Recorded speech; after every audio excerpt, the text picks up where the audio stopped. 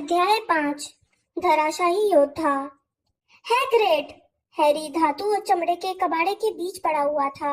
जब उसने खड़े होने की कोशिश की तो उसके हाथ कीचड़ वाले पानी में कई इंच धंस गए। वो यह नहीं समझ पाया कि वोल्डेमॉर्ट कहाँ चला गया। उसे लग रहा था कि वोल्डेमॉर्ट किसी भी पल अंधेरे में से निकलकर उस पर हमला कर देगा। कोई गर्म और गीली चीज उसके माथे से रिस रही थी और उसकी ठुड्डी से होते हुए नीचे फिसल रही थी। वह रेंग कर पोखर में से बाहर निकला और जमीन पर पड़ी हैग्रिड की विशाल स्याह आकृति की तरफ लड़खड़ाते हुए बढ़ा। हैग्रिड, हैग्रिड, कुछ बोलो! लेकिन हैग्रिड हिला तक नहीं। वहाँ कौन है? क्या पॉटर है? क्या तुम हैरी पॉटर हो? हैरी उस आदमी की आवाज को नहीं पहचान पाया। तभी एक महिला चिल्लाई, टेड, उन लोगों के साथ दुर्घटना हो गई है, बगीचे में गिर गए हैं। हैरी का सिर घूम रहा था। हैग्रिड, उसने मूर्खतापूर्ण ढंग से दोहराया और उसके घुटने जवाब दे गए। इसके बाद जब उसे होश आया तो वह तकियों पर पीठ के बल लेटा हुआ था और उसकी पसलियों तथा दाहिने हाथ में जलन हो रही थी। उसका टूटा हुआ दांत फिर उग आया था, लेकिन उसके माथे का निशान अब भी टीस मार रहा था। हैग्रिड, उसने अपनी आंखें खोली। वह लैंप से रोशन एक अनजान सिटिंग रूम में सोफे पर लेटा था। उसका गीला और कीचड़ में सना हुआ बैग फर्श पर कुछ दूर पड़ा था। सफेद बालों और बड़ी तोन वाला एक आदमी हैरी को चिंता से देख रहा था। हैग्रिड ठीक है बेटे, उस आदमी ने कहा। मेरी पत्नी इस वक्त उसकी देखभाल कर रही है। तुम्हें कैसा लग रहा है?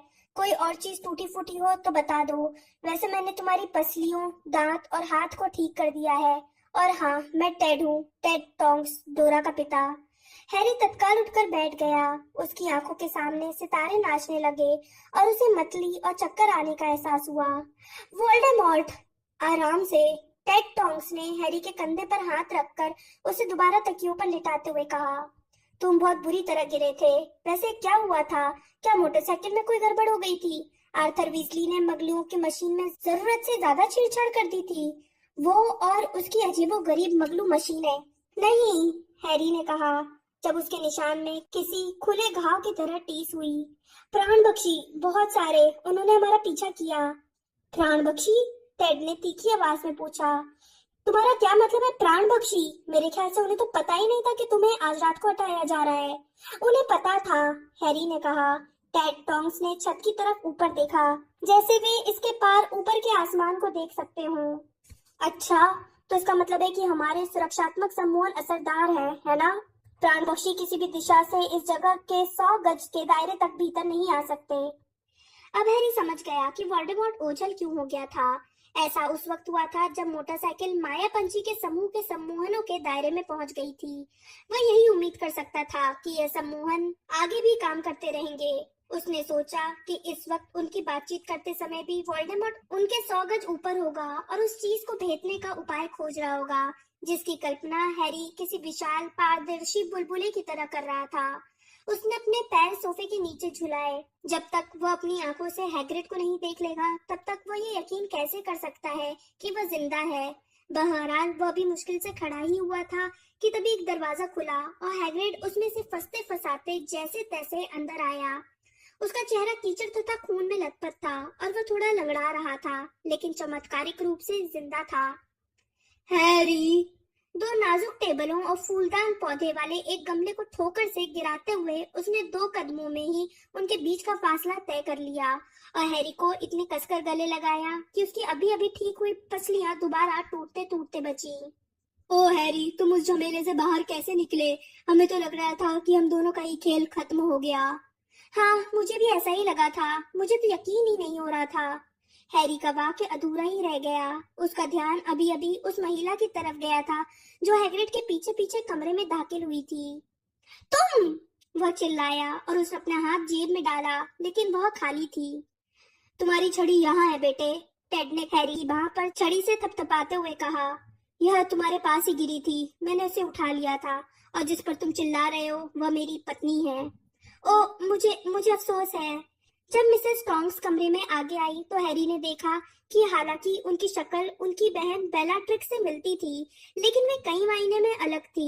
उनके बाल थोड़े भूरे थे और उनकी आंखें थोड़ी ज्यादा चौड़ी तथा दयालु थीं।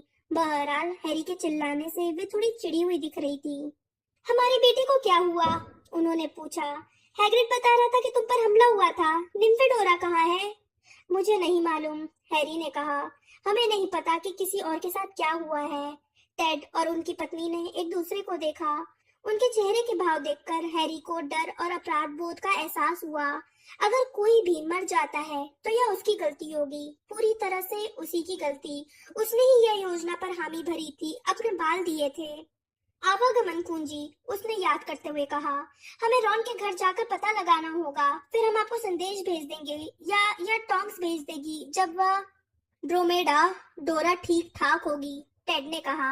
उसे जादू आता है। वह औरस के साथ पहले भी बहुत सी मुश्किलों का सामना कर चुकी है। आवागमन कुंजी यहाँ है, उन्होंने हैरी से कहा। यह लगभग 30 मिनट में यहाँ से जाने वाली है, अगर तुम इससे जाना चाहो। हाँ, हम जाना चाहते हैं, हैरी ने कहा। उसने अपना बैग उठाकर कंधे पर लटका लिया। मैं। उसने मिसेस टॉन्क्स की तरफ देखा। वह माफी मांगना चाहता था कि उसके कारण वे इतना डर गई थी। इसके लिए वह खुद को जिम्मेदार मान रहा था, लेकिन उसके दिमाग में तसल्ली देने वाले जितने भी शब्द आए वे उसे खोखले और निरर्थक लगे। मैं टॉन्क्स डोरा से संदेश भेजने को कह दूंगा जब वह हमारी देखभाल करने के लिए धन्यवाद, हर चीज के लिए धन्यवाद। मैं। वह कमरे से बाहर निकलकर खुश हुआ और टेड टॉन्क्स के पीछे पीछे गलियारे में से होता हुआ बेडरूम तक पहुंच गया। हैग्रिड उनके पीछे आ रहा था। वह नीचे झुक गया ताकि उसका सिर दरवाजे की चौखट से न टकरा जाए। लो बेटे, यह रही आवागमन कुंजी। मिस्टर टॉन्क्स ने ड्रेसिंग टेबल पर पड़े बालों के एक छोटे सफेद ब्रश की तरफ इशारा किया। धन्यवाद, हैरी ने कहा और उस पर उंगली रखने के लिए हाथ बढ़ाया। वह चलने के लिए तैयार था। जरा ठहरो, हैग्रिड ने चारों तरफ नजरें डालते हुए कहा। हैरी, हेडविग कहाँ है? वह मंत्र का शिकार हो गई, हैरी ने कहा। यह एहसास अब उस पर पूरी तेजी से हावी हो गया। उसकी आंखों में आंसू आ गए, जिससे उसे थोड़ी शर्म आ गई। वह उल्लू उसकी साथी थी और डसली परिवार में रहते समय जादूगरों की दुनिया के साथ उसके संपर्क की एकमात्र महत्वपूर्ण कड़ी थी। हैग्रिड अपने बड़े हाथ से उसका कंधा थपथपाने लगा, जिससे उसे दर्द होने लगा। दुख मत करो, उसने रूखेपन से कहा। दुख मत करो, वो काफी जी चुकी थी। हैग्रिड, टेड टॉम्स ने चेतावनी देते हुए कहा। वह बालों का ब्रश नीली रोशनी में चमकने लगा। हैग्रिड एन वक्त पर जैसे तैसे उस पर अपनी एक उंगली रखने में कामयाब हो गया। हैरी को नाभि के पीछे एक झटका लगा, जैसे कोई अदृश्य हुक और रस्सी उसे आगे की तरफ खींच रहे हो। हैरी बेकाबू ढंग से घूमता रहा। उसकी उंगली आवागमन कुंजी से चिपकी हुई थी। वह और हैग्रिड धड़धड़ाते हुए मिस्टर टॉन्क्स के घर से दूर जाने लगे।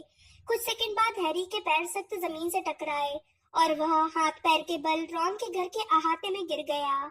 उसे चीखें सुनाई दी। अब चमक विहीन हो चुके बालों के ब्रश को एक तरफ फेंकते हुए हैरी उठकर खड़ा हुआ और थोड़ा सा लहराया।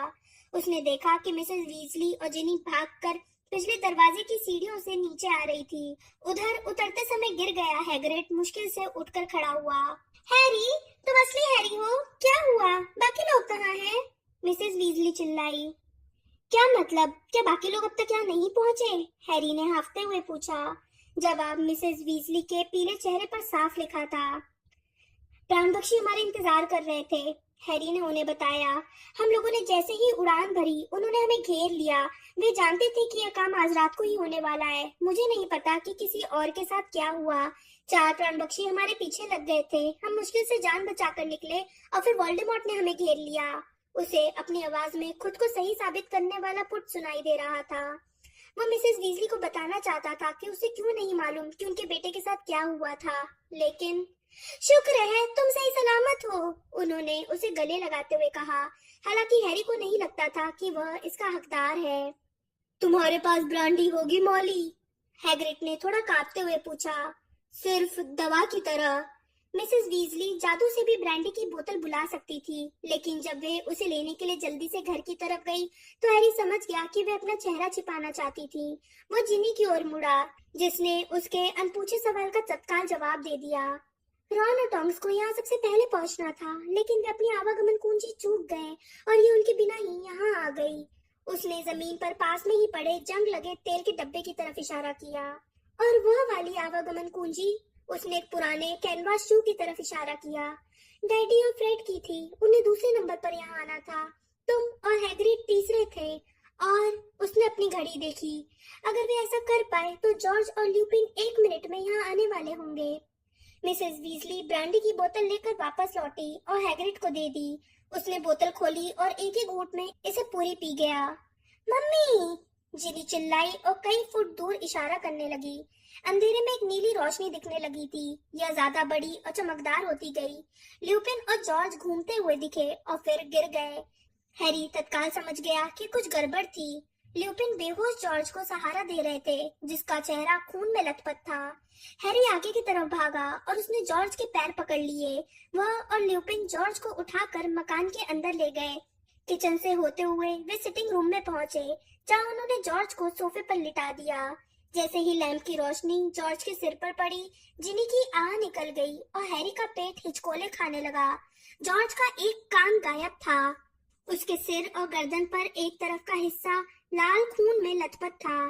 जैसे ही मिसेस वीजली अपने बेटे के ऊपर झुकी, ल्यूपिन हैरी की बांह पकड़कर उसे किचन में ले गए, जहां हैग्रिड अब भी अपने भारी भरकम शरीर को पीछे वाले दरवाजे से निकालने की कोशिश कर रहा था। ओए!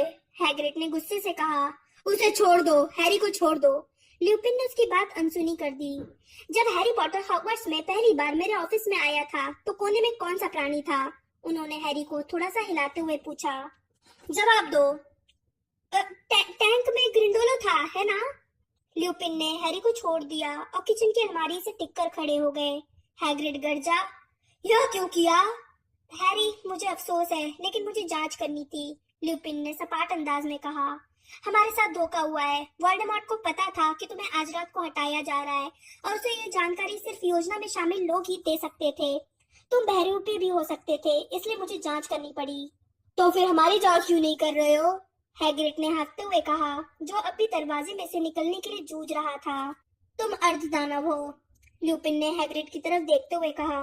भेस-बदल काढ़ा सिर्फ इंसानों के इस्तेमाल के लिए बनाया गया है। माया पंछी के समूह के किसी भी सदस्य ने वोल्डेमॉर्ट को यह नहीं बताया होगा कि हम आज रात को जाने वाले हैं, हैरी ने कहा। उसके लिए तो यह सोचना भी भयंकर था। वो उनमें से किसी पर भी शक नहीं कर सकता था। वोल्डेमॉर्ट आखिर में ही मेरे पास आया था। शुरू में वो नहीं जानता था कि असली हैरी मैं ही हूँ। अगर उसे योजना मालूम होती तो उसे शुरू से ही मालूम होता कि मैं हैग्रिड के साथ हूँ। वोल्डेमॉर्ट ने तुम्हें घेर लिया था? ल्यूपिन ने तीखी आवाज में पूछा। क्या हुआ? तुम कैसे बचे?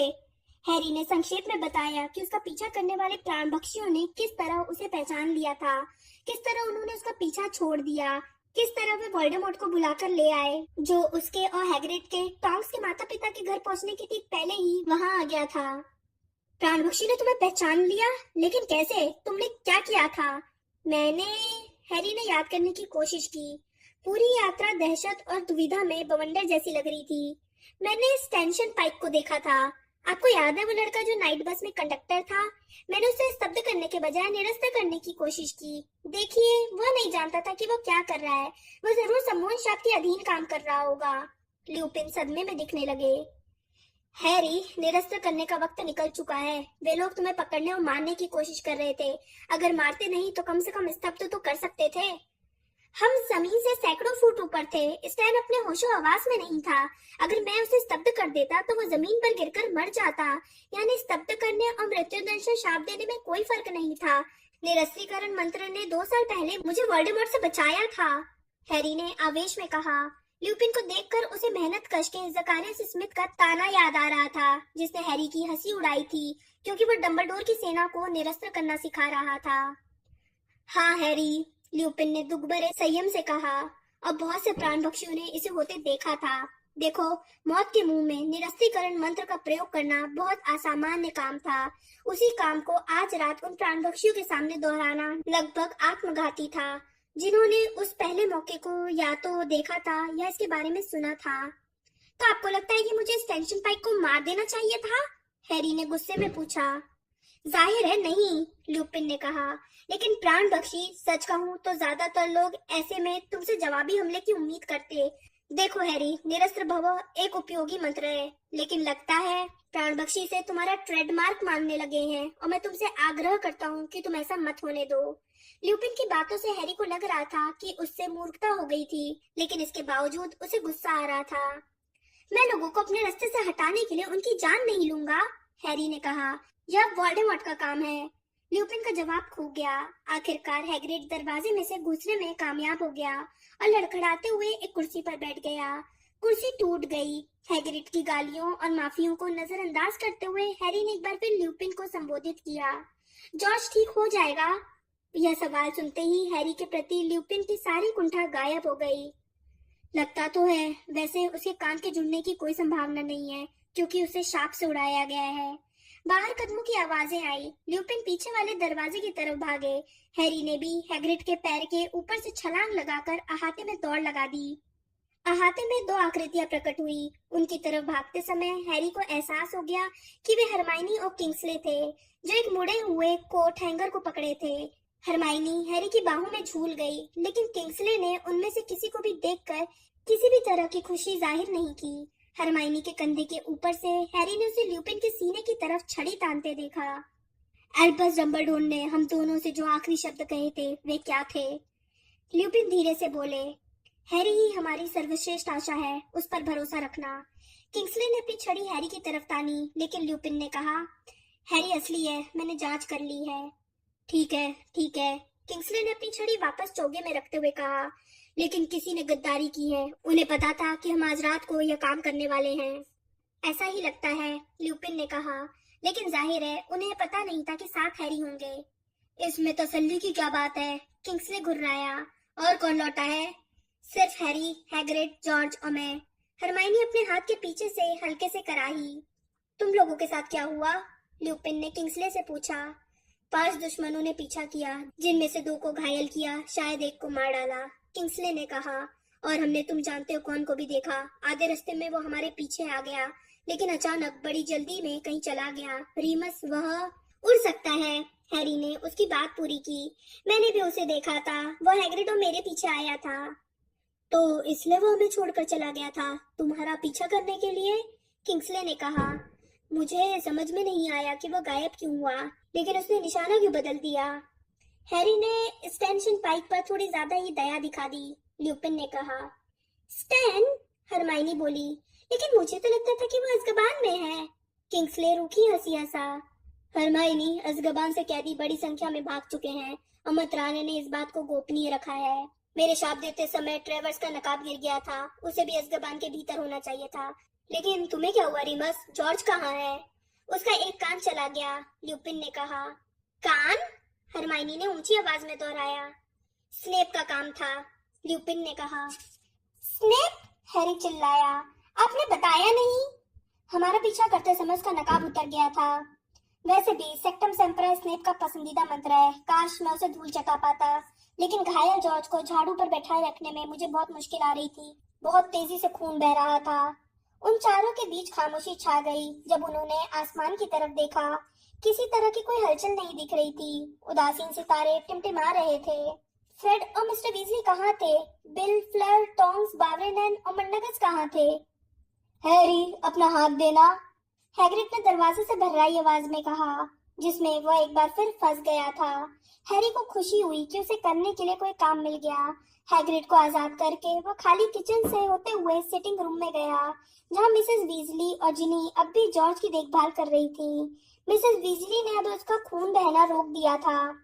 लैंप की रोशनी में हैरी ने जॉर्ज के कान की जगह पर साफ खुला छेद देखा।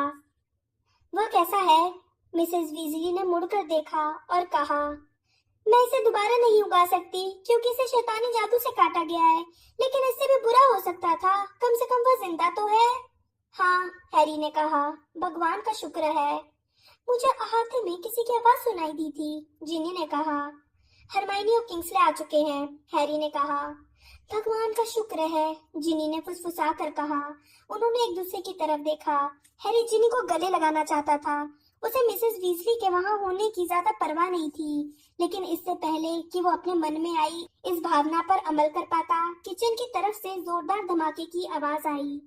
किंग्सले, मैं अपनी असलियत साबित कर दूंगा, लेकिन अपने बेटे को देखने के बाद। अब तुम पीछे हट जाओ, वरना तुम्हारे लिए अच्छा नहीं होगा। हैरी ने पहले कभी मिस्टर वीजली को इस तरह चिल्लाते हुए नहीं सुना था। वे लिविंग रूम से धड़धड़ाते हुए आए। उनके गंजे सिर पर पसीना चमक रहा था। उनका चश्मा तिरछा था और फ्रेड उनके ठीक पीछे था। दोनों के ही चेहरे पीले थे, लेकिन वे सही सलामत थे। आर्थर! मिसेस वीजली सुबकी। ओह भगवान का शुक्र है। वो कैसा है? मिस्टर वीजली जॉर्ज के पास घुटनों के बल बैठ गए। हैरी ने पहली बार फ्रेड को शब्दों के लिए संघर्ष करते देखा। उसने सोफे के पीछे से अपने जुड़वा भाई के घाव को देखा, जैसे उसे अपनी आंखों पर यकीन नहीं हो रहा हो। फ्रेड और मिस्टर वीजली के आने की आवाजों से जागकर जॉर्ज थोड़ा हिला। कैसा लग रहा है जॉर्ज? मिसेस वीजली ने फुसफुसाकर पूछा। जॉर्ज की उंगलियां अपने सिर के एक तरफ कुछ टटोलने लगी।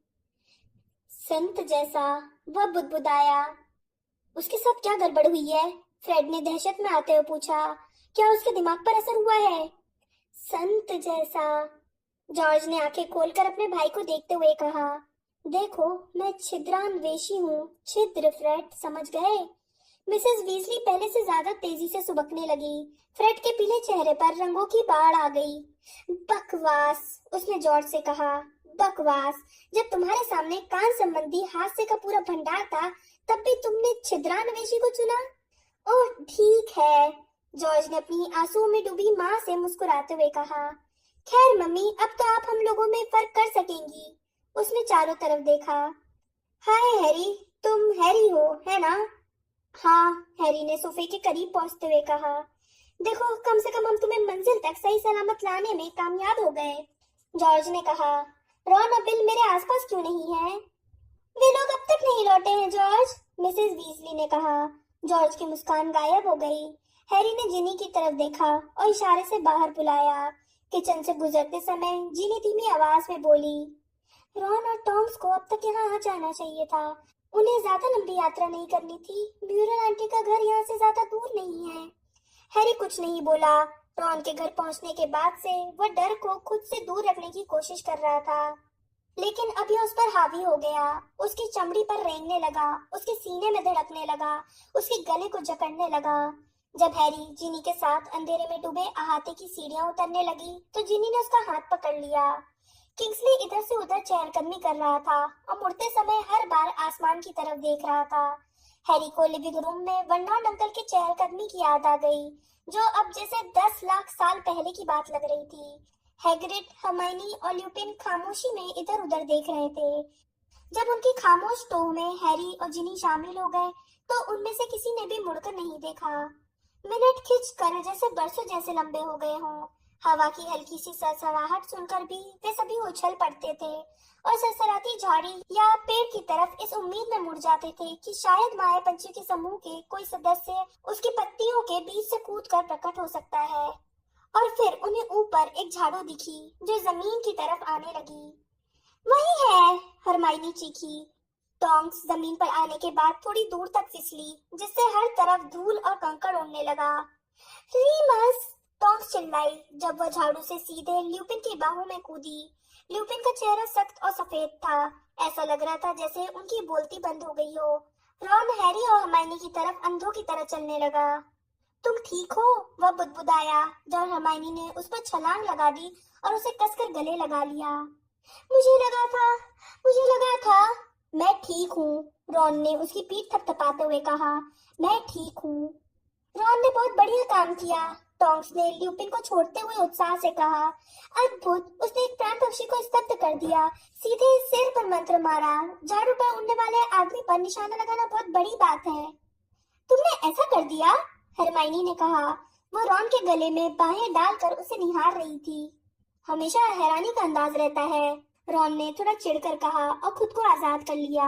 क्या हम सबसे आखिर में आए हैं? नहीं, जिनी ने कहा। हम लोग अभी बिल, फ्लर, बावरिनर और मंडगस का इंतजार कर रहे हैं। रॉन, मैं मम्मी डैडी को बता कर आती हूँ कि तुम सही सलामत आ गए हो। वो भागकर अंदर चली गई। तुम कहाँ रह गई थी? क्या हुआ था? ल्यूपिन टोंक्स पर लगभग गुस्सा होते हुए बोले।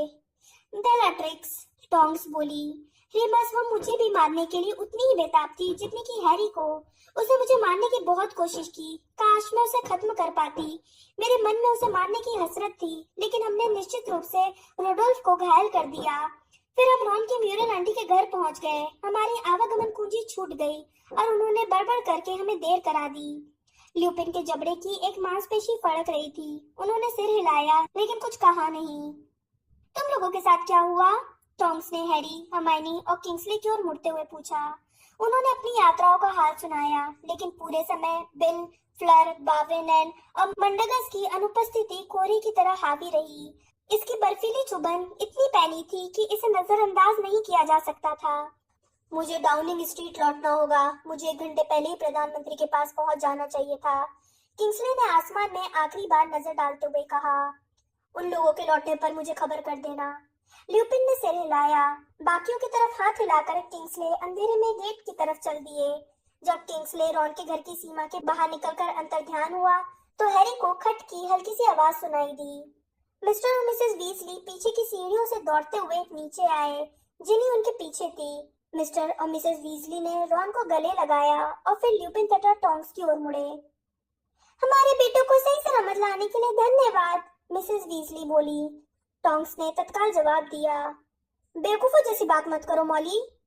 जॉर्ज कैसा है? ल्यूपिन ने पूछा। उसे क्या हुआ है? रॉन ने पूछा। उसका... लेकिन मिसेस वीजली का वाक्य शोर में गुम हो गया। एक थेस्ट्रॉल उनसे कुछ फुट दूर उतर गया था। बिल और फ्लर इसकी पीठ से फिसले। उनके बाल बिखरे हुए थे, लेकिन वे घायल नहीं थे। बिल, भगवान का शुक्र है, भगवान का शुक्र है।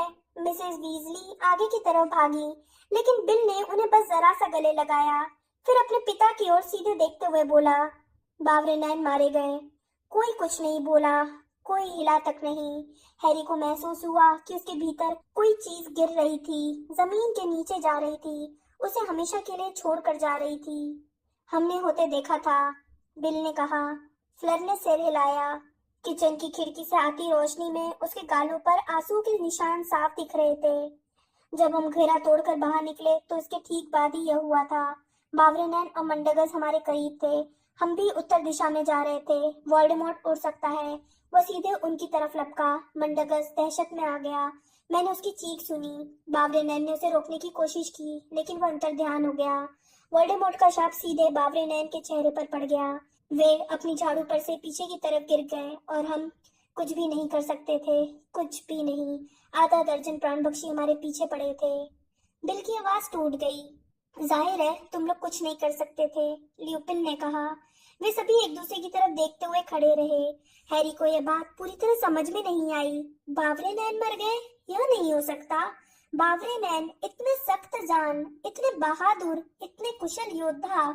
हालांकि किसी ने यह कहा नहीं, लेकिन आखिरकार हर एक को समझ में आ गया कि अब अहाते में इंतजार करने का कोई मतलब नहीं है। खामोशी से वे मिस्टर और मिसेस वीजली के पीछे पीछे घर की तरफ चल दिए। वे लिविंग रूम में पहुंचे, जहां फ्रेड और जॉर्ज हंस रहे थे। दाखिल होते समय उनके चेहरे देखकर फ्रेड ने पूछा, क्या गड़बड़ हो गई? क्या हुआ? कौन? बावरेनैन, मिस्टर वीजली ने कहा। मर गए। जुड़वा भाइयों की मुस्कान सदमे भरी खिसियाहट में बदल गई। किसी को भी पता नहीं था कि क्या करना है। टोंक्स खामोशी से रुमाल में मुंह छिपा कर रो रही थी। हैरी जानता था वह बावरेनैन के करीब थी। जादू मंत्रालय में उनकी प्रिय शिष्या। हैग्रिड एक कोने में फर्श पर बैठा था, जहां उसके पास पर्याप्त जगह थी। वह टेबल क्लॉथ जितने बड़े रुमाल से अपनी आंखें पोंछ रहा था। बिल ने साइड बोर्ड तक जाकर फायर विस्की की बोतल और कुछ गिलास निकाले। यह लो। उसने अपनी छड़ी लहराकर 12 भरे गिलास कमरे में हर एक की तरफ उड़ाकर भेजे। फिर 13वें गिलास को खुद उठाकर कहा, बावरेनैन के नाम। बावरेनैन, उन सभी ने कहा और पी गए। बावरेनैन, हैग्रिड ने हिचकी लेते हुए कहा। फायर विस्की से हैरी का गला जलने लगा। इसकी जलन से वह होश में आ गया और अवास्तविकता का सुन एहसास दूर हो गया। उसके भीतर साहस जैसी कोई चीज आग की तरह सुलगने लगी। तो मंडगस भाग खड़ा हुआ, ल्यूपिन ने कहा, जिन्होंने अपना ग्लास एक ही सांस में खत्म कर दिया था। माहौल तत्काल बदल गया। हर कोई तनाव भरे अंदाज में ल्यूपिन को देख रहा था। हैरी को लगा कि सभी उनकी बात सुनना तो चाहते थे, लेकिन साथ ही थोड़े डरे हुए भी थे कि वे जाने क्या कहेंगे। मैं जानता हूँ तुम क्या सोच रहे हो, बिल ने कहा, और यहाँ आते समय पूरे रास्ते में भी यही बात सोच रहा था। वे हमारी घात में बैठे थे, है ना? लेकिन मंडगस हमें धोखा नहीं दे सकता था। प्राणभक्षियों को यह मालूम नहीं था कि साथ हैरी होंगे। इससे वे दुविधा में पड़ गए थे। और मैं आपको याद दिला दूं कि मंडगस ने ही साथ हैरी वाला सुझाव दिया था। उसने उन्हें यह महत्वपूर्ण बात क्यों नहीं बताई? मुझे लगता है बात सिर्फ यह थी कि मंडगस दहशत में आ गया था। वह तो इसमें शामिल भी नहीं होना चाहता था, लेकिन बावरीनैन ने उसे मजबूर किया था। और तुम जानते हो कौन सबसे पहले उन्हीं पर लपका था। इससे कोई भी दहशत में आ जाता। तुम जानते हो कौन ने ठीक वही किया जिसकी बावरीनैन को उम्मीद थी, टोंक्स ने कहा। बावरीनैन ने कहा था कि तुम जानते हो कौन को असली हैरी के सबसे अनुभवी, सबसे कुशल औरस के साथ होने की उम्मीद होगी। उसने सबसे पहले बावरीनैन का पीछा किया और जब मंडगस ने भांडा फोड़ दिया तो वो किंग्सले की तरफ लपका। हाँ, ये बहुत अच्छा हुआ, फ्लर ने कहा। लेकिन इसे यह पता नहीं चलता कि उन्हें कैसे मालूम था कि हम आज रात ही हैरी को हटाने वाले हैं, है ना? किसी न किसी से तो लापरवाही हुई है। किसी के मुंह से बाहरी व्यक्ति के सामने तारीख निकल गई होगी। इस तरह उन्हें तारीख तो पता चल गई, लेकिन पूरी योजना नहीं पता चल पाई। उसने उन सभी को गुस्से से घूरा। उसके सुंदर चेहरे पर अब भी आंसुओं के निशान नजर आ रहे थे। वह इस मुद्रा में थी कि कोई उसकी बात काट कर तो देखे। किसी ने भी ऐसा नहीं किया। खामोशी को तोड़ने वाली इकलौती आवाज हैग्रिड की थी, जो अपने रुमाल के पीछे हिचकियां ले रहा था। हैरी ने हैग्रिड की तरफ देखा, जिसने हैरी की जान बचाने के लिए अभी अभी अपनी जान जोखिम में डाली थी। हैग्रिड, जिससे वह प्यार करता था, जिस पर वह भरोसा करता था, जिसे वोल्डेमॉर्ट ने एक बार चकमा देकर ड्रैगन के अंडे के बदले में उससे महत्वपूर्ण जानकारी निकलवा ली थी। नहीं, हैरी ने जोर से कहा और सभी उसे हैरानी से देखने लगे। लगता था फायर विस्की पीने के बाद उसकी आवाज तेज हो गई थी। मेरा मतलब है, अगर किसी से गलती हो भी गई हो, हैरी ने आगे कहा, और उसके मुंह से कुछ निकल भी गया हो, तो मैं जानता हूँ कि उसका ऐसा करने का कोई इरादा नहीं था। इसमें उसकी कोई गलती नहीं है। उसने सामान्य से ज्यादा ऊंची आवाज में बोलना जारी रखा। हमें एक दूसरे पर भरोसा करना होगा। मुझे आप सभी पर भरोसा है। मुझे नहीं लगता कि इस कमरे में मौजूद कोई भी व्यक्ति मुझे कभी वोल्डेमॉर्ट को बेचेगा। उसके शब्द से एक बार फिर खामोशी छा गई। सभी उसकी तरफ देख रहे थे। हैरी को एक बार फिर गर्मी का एहसास हुआ। सिर्फ कुछ करने के लिए उसने थोड़ी फायर विस्की और पी ली। उसे पीते पीते उसने बावरीनैन के बारे में सोचा। बावरीनैन हमेशा डंबलडोर की लोगों पर भरोसा करने की आदत का मजाक उड़ाते थे। बहुत बढ़िया बात कही हैरी, फ्रेड ने अप्रत्याशित रूप से कहा। वाह वाह, जॉर्ज ने फ्रेड की तरफ देखते हुए कहा, जिसके मुंह का कोना थिरका। ल्यूपिन ने अजीब भाव से हैरी को देखा। यह दया से मिलता जुलता भाव था। आपको लगता है मैं मूर्ख हूँ? हैरी ने पूछा। नहीं, मुझे लगता है तुम अपने पिता जैसे हो। तुम जेम्स जैसे हो, ल्यूपिन ने कहा, जिसे अपने दोस्तों पर अविश्वास करना सबसे बड़ा अपमान लगता था। हैरी जानता था कि ल्यूपिन क्या कहना चाहते हैं। यही कि उसके पिता के दोस्त पीटर पेटिग्र्यू ने उनके साथ गद्दारी की थी। जाने क्यों उसे गुस्सा आने लगा।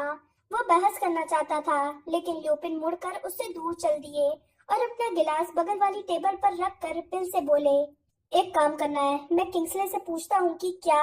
नहीं, बिल ने तत्काल जवाब दिया, वह काम मैं करूंगा, मैं साथ चलता हूँ। तुम लोग कहाँ जा रहे हो? टॉन्स और फ्लर ने एक साथ पूछा। बावरीनैन की लाश, ल्यूपिन ने कहा, हमें उसे ढूंढना होगा। क्या यह काम? मिसेस बीजी ने कहना शुरू किया और बिल को आग्रह भरी निगाहों से देखा। बाद में नहीं हो सकता, बिल ने उनकी बात को पूरा करते हुए कहा। नहीं, जब तक कि आप यह न चाहें कि प्राणबख्शी उनकी लाश पर कब्जा कर ले। कोई कुछ नहीं बोला। ल्यूपिन और बिल चल दिए। बाकी सभी अब कुर्सियों पर बैठ गए। सिर्फ हैरी खड़ा रहा। अचानक हुई मौत जैसे उसके बीच मौजूद थी। हैरी ने कहा, मुझे भी जाना है। 10 जोड़ी हैरान आंखें उसे देखने लगी। बेवकूफ मत बनो हैरी, मिसेस बीजली बोली। तुम ये क्या कह रहे हो? मैं यहाँ नहीं रुक सकता। उसने अपना माथा मला। यह दोबारा दुखने लगा था। उसे इतना दर्द 1 साल से नहीं हुआ था। जब तक मैं यहाँ रहूंगा आप सभी खतरे में रहेंगे। मैं नहीं चाहता। इतने बेवकूफ मत बनो, मिसेस बीजली ने कहा। आज रात की सारी जद्दोजहद का मकसद तुम्हें यहाँ सुरक्षित लाना था, और ईश्वर का शुक्र है हम सब इसमें कामयाब हो गए। और फ्लर भी फ्रांस के बजाय यही शादी करने के लिए तैयार हो गई है। हमने सारा इंतजाम कर लिया है ताकि हम सभी एक साथ रह सके और तुम्हारी देखभाल कर सके। वे समझ नहीं रही थी। वे इसे बेहतर नहीं बदतर बना रही थी। अगर वोल्डेमॉर्ट को पता चल गया कि मैं यहाँ हूँ, लेकिन उसे कैसे पता चलेगा? मिसेस बीजली ने पूछा। हैरी, इस वक्त तुम 1 दर्जन जगहों में से कहीं पर भी हो सकते हो, मिस्टर बीजली ने कहा। उसे किसी तरह यह पता नहीं चल सकता कि तुम किस सुरक्षित घर में हो। मुझे अपनी चिंता नहीं है, हैरी ने कहा। हम जानते हैं, मिस्टर बीजली ने धीरे से कहा, लेकिन अगर तुम यहाँ से चले गए तो आज रात के हमारे सारे किए धरे पर पानी फिर जाएगा। तुम कहीं नहीं जा रहे हो, हैग्रिड घुर्राया। हे भगवान हैरी, हम सब ने तुम्हें यहाँ लाने के लिए इतना कुछ किया, इसके बाद तुम ऐसा सोच भी कैसे सकते हो? हाँ, और मेरे गायब कान का बलिदान? जॉर्ज ने तकिए से उठते हुए कहा। मैं जानता हूँ, बावरे नैन यह नहीं चाहते। मैं जानता हूँ, हैरी चिंगाड़ा। वह बुरी तरह फंसा हुआ महसूस कर रहा था। क्या वह नहीं जानता था कि उन्होंने उसके लिए कितना कुछ किया है? क्या ये लोग यह नहीं समझते हैं कि इसी कारण तो वह जाना चाहता था, ताकि उन्हें उसके कारण आगे कष्ट न उठाना पड़े? एक लंबी और अजीब खामोशी छाई रही, जिस दौरान उसका निशान दुखता और टीस मारता रहा। आखिरकार मिसेस वीजली ने खामोशी तोड़ी। हैरी, हेडविग कहाँ है? उन्होंने उसे मनाते हुए पूछा। हम उसे पिगविजियन के साथ रख देते हैं, कुछ खाने को दे देते हैं। उसके अंदर मरोड़ सी उठने लगी। वह उन्हें सच्चाई नहीं बता सकता था। जवाब देने से बचने के लिए वह अपनी बची हुई फायर विस्की एक ही घूंट में पी गया। तब तक ठहरो, जब तक लोगों को यह पता न चल जाए कि तुमने यह काम एक बार फिर कर दिया है, हैरी, हैग्रिड बोला। उससे बच निकले और उससे लड़े, जबकि वो ठीक तुम्हारे ऊपर था। इसमें मेरा कोई कमाल नहीं था, हैरी ने सपाट अंदाज में कहा। वह तो मेरी छड़ी का कमाल था। मेरी छड़ी ने अपने आप ही यह काम किया था। कुछ पल बाद हरमाइनी धीरे से बोली, लेकिन यह संभव नहीं है हैरी। शायद तुम्हारा मतलब है कि तुमने अनजाने में जादू कर दिया। तुमने सहज बुद्धि से प्रतिक्रिया की। नहीं, हैरी ने कहा। मोटरसाइकिल गिर रही थी। मैं नहीं जानता था कि वोल्डेमॉर्ट कहाँ है, लेकिन मेरी छड़ी मेरे हाथ में घूमी और उसे खोजकर उसकी तरफ एक मंत्र मारा, और उस मंत्र को तो मैं जानता तक नहीं था। मैंने पहले कभी सुनहरी लपटें नहीं निकाली हैं। मिस्टर वीजली बोले, अक्सर जब कोई तनावपूर्ण स्थिति में होता है तो वह बिना जाने ही जादू कर सकता है। छोटे बच्चे अक्सर जादू का प्रशिक्षण मिलने से पहले ऐसा करते हैं। यह बात नहीं है, हैरी ने दांत भींच कर कहा। उसका निशान जल रहा था। वह नाराज और कुंठित था। वह उनके इस विचार से चिढ़ रहा था कि उसमें वोल्डेमॉर्ट जितनी शक्ति है। किसी ने कुछ नहीं कहा। वह जानता था कि उन्हें उसकी बात पर यकीन नहीं था। वैसे जब वो इस बारे में सोचने लगा तो उसने भी कभी किसी छड़ी के बारे में नहीं सुना था जो अपने आप जादू करती हो। उसका निशान दर्द से फटने लगा। वह कराहने से बचने के लिए जूझने लगा। ताजी हवा के बारे में बुदबुदाते हुए उसने अपना गिलास नीचे रखा और कमरे से बाहर निकल गया। जब उसने अंधेरे अहाते को पार किया तो विशाल कंकाल जैसे थेस्ट्रॉल ने ऊपर देखा। अपने विशाल चमगादड़ जैसे पंख हिलाए, फिर दोबारा चरने लगा। हैरी बगीचे के गेट पर जाकर रुक गया और इसके जरूरत से ज्यादा बढ़ चुके पौधों को घूरने लगा। वो अपने टीस मारते माथे को मल रहा था और डंबलडोर के बारे में सोच रहा था। वो जानता था कि डंबलडोर उसकी बात पर जरूर भरोसा करते। डंबलडोर को यह पता होता कि हैरी की छड़ी ने अपने आप क्यों और कैसे काम किया था। डंबलडोर के पास हमेशा जवाब रहते थे। वे छड़ियों के बारे में जानते थे। उन्होंने हैरी को उसकी और वोल्डेमॉर्ट की छड़ी के बीच की अजीब संबंध के बारे में बताया था। लेकिन बावरे नैन, सीरियस, उसके माता पिता, उसकी उल्लू की तरह ही डंबलडोर भी वहां पहुंच चुके थे जहां हैरी उनसे दोबारा कभी बात नहीं कर सकता था। हैरी को गले में जलन का एहसास हुआ, जिसका फायर विस्की से कोई लेना देना नहीं था। और फिर अचानक उसके माथे का दर्द बहुत तेज हो गया। जब उसने अपना माथा पकड़ा और आंखें बंद की तो उसके दिमाग के भीतर एक आवाज आई। तुमने मुझसे कहा था कि किसी दूसरे की छड़ी के इस्तेमाल से समस्या सुलझ जाएगी। उसके दिमाग में एक दुबले बूढ़े आदमी की छवि आई, जो पत्थर के फर्श पर चीथड़ों में पड़ा था और भयंकर ढंग से चीख रहा था, असहनीय दर्द की चीख। नहीं, नहीं, मैं दया की भीख मांगता हूँ, मैं दया की भीख मांगता हूँ। ओलिवेंडर, तुमने लॉर्ड वोल्डेमॉर्ट से झूठ बोला। नहीं, मैंने झूठ नहीं बोला था, कसम खाता हूँ, मैंने झूठ नहीं बोला था। तुम पॉटर की मदद करना चाहते थे, तुम उसे मुझसे बचाना चाहते थे। मैं कसम खाता हूँ, मैं ऐसा नहीं चाहता था।